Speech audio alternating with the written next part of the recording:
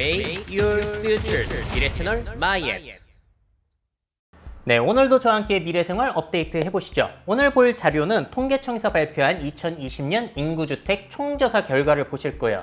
야, 대한민국의 인구가 이렇게 많이 바뀌었구나, 그리고 앞으로는 이렇게 바뀌겠구나를 알 수 있는 굉장히 중요한 자료거든요.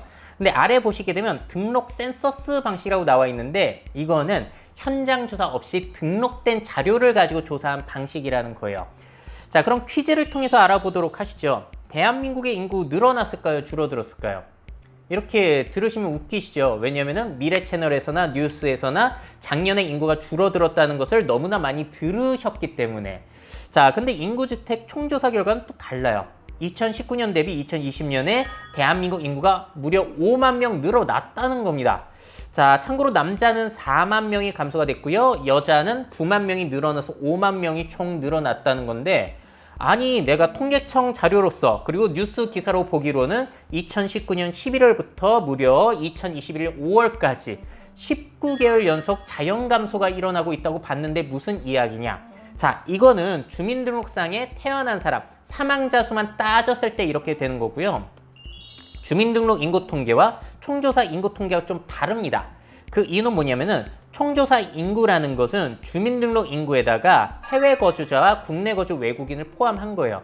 그러니까 우리나라에서 이민을 얼마나 갔는지, 이민을 또 우리나라로 얼마나 왔는지, 이런 것들을 다 포함하다 보니까 수치가 좀 다르거든요. 이렇게 봤을 때는 5만 명이 오히려 늘어났다는 거예요. 자, 그럼 또 이렇게 생각할 수 있죠. 혹시 대한민국에 외국인이 많이 들어와가지고 인구가 5만 명 늘어난 걸까? 근데 또 아니에요.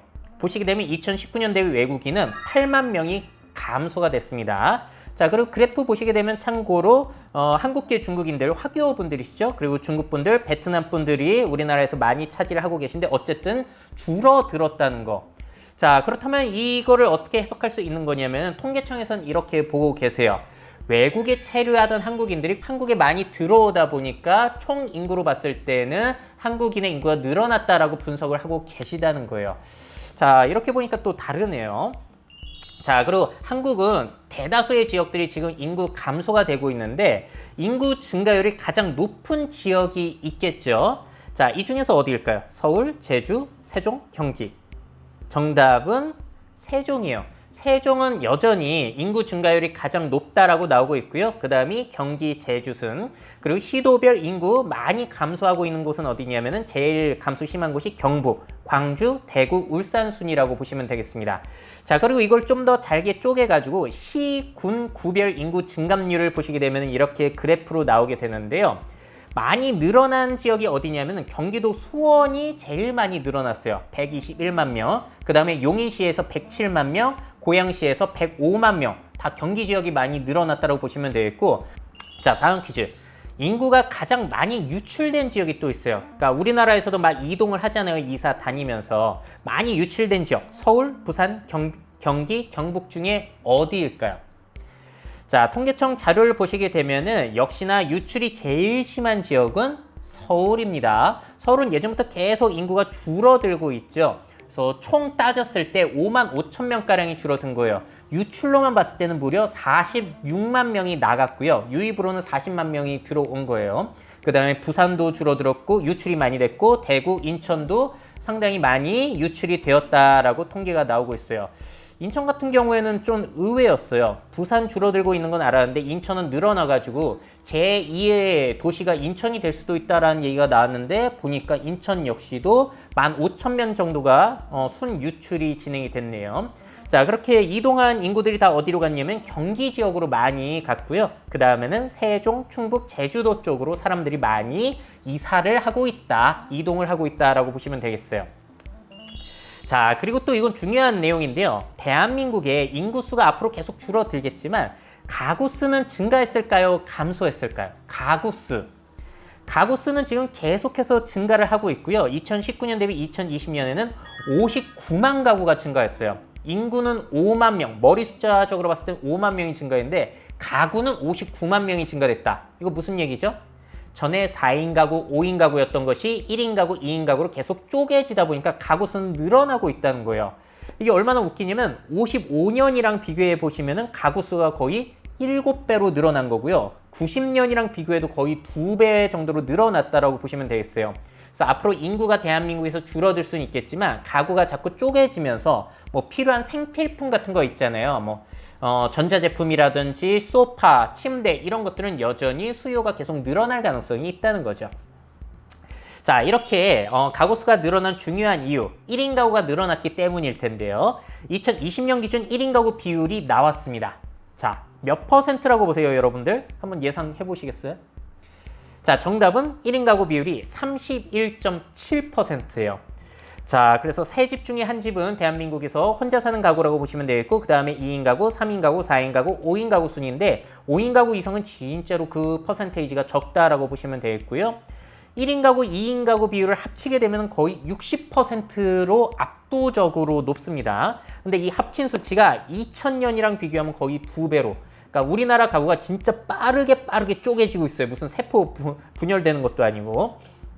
자, 그렇다면 1인 가구 비율이 제일 높은 지역은 어디일까요? 서울, 대전, 세종, 강원 어디일까요? 많은 분들이 아마 서울이라고 생각을 하실 텐데 그렇지 않아요. 정답은 대전이 1인 가구 비율이 제일 높고요. 2위도 서울이 아니라 강원 지역입니다. 자, 참고로 대전의 1인 가구를 연령별로 분석해 봤을 때는 20살부터 39살까지가 무려 44.6%를 차지하고 있다고 합니다. 왜냐하면 뭐 대학생이라든지 직장인분들, 혼자 사는 분들이 대전 지역에 많다 보니까. 근데 참 이게 아이러니하죠. 왜냐면 대전의 별명이 뭐냐면은 노잼 도시라고 많이 들어보셨을 거예요. 별로 할 게 없어요. 가봤자 들를 곳이라고 한다면은 그 튀김 소보로빠는 성심당밖에 없단 말이죠. 근데 이렇게까지 젊은 1인 가구가 많다라는 점이 참 아이러니하고, 그러다 보니까 주말마다 그 젊은 층들이 다 어디로 간다? 서울이라든지 다른 지역에 가서 놀고 있는 현상. 참 웃긴 것 같아요. 자, 그리고 2위가 참고로 강원도예요. 강원도는 처음으로 1인 가구 비율이 30%를 넘겼다고 하는데요.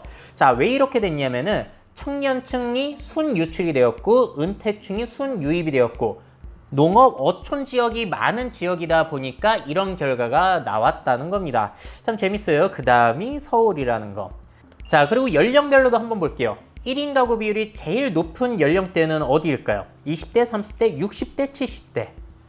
자, 정답을 공개하자면은 20대가 19.1%로 가장 많고요. 그 다음이 70대 이상이에요. 70, 80, 90 그분들 다 묶은 건데 고령 1인 가구 비율들도 계속해서 늘어나고 있다는 점이 우리가 주목해야 되는 부분이고요.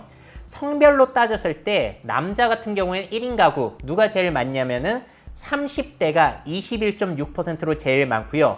여성 같은 경우에는 70세 이상일 때 1인 가구 비율이 제일 높다라고 합니다. 27.5%. 자, 그러니까 이걸 생각해 보자면 남자는 젊었을 때 혼자 사는 사람들이 비교적 많고요. 여자 같은 경우에는 이제 많이 늙었을 때 혼자 사는 비율이 많다는 거죠. 왜냐하면 남성 같은 경우에는 여성보다 수명이 좀 짧은 경향도 있기 때문에. 자, 이런 거 볼 때마다 느껴지는 게 혼자 늙어서 생을 마감하는 대한민국의 여자들이 많다라는 거. 이런 부분들도 우리가 대비를 해가야 되는 부분인 것 같습니다. 자, 그리고 1인 가구의 거처 종류를 보시게 되면은 아파트가 제일 많아요. 그러니까 가구가 쪼개지면서 1인 가구들이 늘어나는데 다 수도권에 몰려 살고 그 사람들이 아파트에 살려고 하다 보니까 아파트가 부족해서 이렇게까지 집값이 떨어지지 않고 있다. 이렇게도 볼 수 있을까요? 뭐 저는 집값에 대해서는 그렇게까지 잘 몰라서. 자, 다음 이제 고령화 상황을 살펴보도록 할게요. 65세 이상 노인의 비율 몇 퍼센트가 됐을까요? 2020년에. 참고로 7%를 넘으면 고령화, 14%를 넘게 되면 고령사회, 20%를 넘게 되면 초고령 사회로 분류가 되는데, 자, 2020년 기준으로 우리나라 65세 이상 고령 인구 비율은 16.4%로 아직까지는 초고령 사회는 아니고요. 초고령 사회로의 진입은 2025년쯤 보고 있는 것 같습니다. 자, 이걸 연령별로 이제 분석을 해보게 됐을 때 일단 유소년들 0세에서 14세 인구는 계속 줄어들고 있고 고령자들은 계속 늘어나고 있어요. 그리고 중간에 있는 15세에서 64세 한창 일할 나이 젊은 층인 이 생산 가능 인구들도 계속 줄어들고 있는 상황이고요. 참 걱정이 되는 게 뭐냐면은 고령층 같은 경우는 16.4, 14세 이하는 12.3, 고령층이 더 많다라는 부분. 이게 앞으로는 어떤 문제를 일으킬 수 있냐면은 부양 부담이 될 수 있다는 건 다 알고 계시잖아요. 생산 가능 인구 100명이 유소년 몇 명, 고령자 몇 명을 부양해야 하는가. 2017년 같은 경우에는 유소년 18명, 그리고 노인 19명을 부양하면 됐었는데 2021년에는 유소년 17.3명, 그리고 고령층은 23명을 부양해야 됩니다. 지금은 뭐 그렇게까지 심각한 상황이 아니죠. 이게 지속이 되게 된다면은 2067년에는 생산 가능 인구 100명이 노인 102명을 부양해야 될지도 모른다. 야, 굉장히 심각한 문제다라고 볼 때마다 느껴집니다. 자, 그리고 이거 재밌어요. 2020년 기준 한국의 중간 연령, 중위 연령은 몇 살일까요? 30살? 40살? 50살? 정답은 44.3세. 2019년보다 0.6세가 증가돼서 계속해서 증가가 되고 있습니다. 자, 그래서 지금 우리가 여기에 와 있는 상태고요. 이게 참 재밌죠. 1960년 보세요. 중간 연령, 중위 연령이 19살이에요. 19살까지가 젊은 사람, 그 위쪽으로는 이제 사회에서 어른 취급을 받는 사람이라고 보시면 되겠고요. 이렇게까지 중위 연령이 계속 늘어나다 보면은 2050년에 50세가 되더라도 청년 취급을 받을 수도 있다는 거예요. 50세가 되더라도 다른 사람들에 비해서 늙어 있지 않다는 거죠. 어쩐지 친척 모임에 가더라도 제 나이가 벌써 39인데도 여전히 애 같은 느낌을 받게 된다는 거죠. 왜냐면 삼촌, 뭐 고모 다 보게 되면 다 그 연장자들이 너무나 많기 때문에 여전히 저는 애인 거예요. 이게 참 재미난 현상이 김광석 씨가 30쯤에라는 노래를 발표했을 때가 1994년인데 그때 중간 연령이 29세 정도였다고 합니다. 그러니까 그 당시만 하더라도 내가 30이야? 야, 이젠 진짜 어른이고 가정과 국가와 사회를 책임져야 되는구나, 이런 압박감을 많이 느꼈을 거예요. 근데 이제는 이런 게 30, 뭐 애죠 지금은. 그래서 이런 노래가 공감받으려면 이제는 50쯤에 뭐 이런 노래가 발표가 되어야 될 겁니다. 자, 그리고 지역별로 봤을 때 고령 인구수가 가장 많은 지역은 어딜까요? 머릿수, 고령자 머릿수가 제일 많은 지역. 서울, 경기, 경북, 전남. 정답은 경기도가 아무래도 인구수도 많고 또 고령자도 제일 많은 지역이라고 보시면 되겠고요. 그 다음이 서울이라고 보시면 되겠습니다. 근데 비율로만 따졌을 때 제일 높은 지역은 전남과 경북이라는 사실을 잊지 마시면 좋을 것 같아요. 자, 그러니까 이게 중요한 사실이 뭐냐면 내가 실버 사업을 하겠다고 전남이라든지 경북으로 가시면은 그건 안 된다는 거예요. 왜냐면 머릿수 자체가 경기, 서울에 비해서는 확 떨어지기 때문에. 자, 그리고 비율로만 봤을 때는 뭐 이렇습니다. 아무래도 수도권 지역이 좀 젊은 편이고 강원도라든지 경북이라든지 전라도 그런 쪽으로는 아무래도 고령자의 비율이 높다라고 그래프에서도 표시가 되고 있죠. 자, 그리고 시, 군, 구별로 봤을 때 고령자가 가장 많은 지역이 어딘지를 보면 거의 경북 지역이 많네요. 경북 군위군, 의성군, 경남 합천군 뭐 이런 쪽으로 굉장히 많은데 야, 이런 지역 어떡하죠? 이런 지역 앞으로 빈집도 엄청 생길 거고 거기 대학교 짓는다고 학생들이 내려갈 것 같지도 않고 첨단 산업단지를 이쪽에 짓기도 이제 멀리 떨어지면 문제가 생긴다고 해서 내려가지도 않고 이걸 어떻게 해야 될지가 대한민국의 상당히 큰 과제라고 볼 수 있겠습니다. 자, 마지막으로는 다문화, 우리 한국인의 일부잖아요. 다문화의 비율도 한번 살펴보도록 할게요. 한국 다문화 가구의 비율은 2020년 기준으로 봤을 때 37만 가구, 일반 가구의 1.8% 정도밖에 아직은 되지 않습니다. 그러니까 100집 중에 2집 정도는 다문화 가구라고 보시면 되겠고요.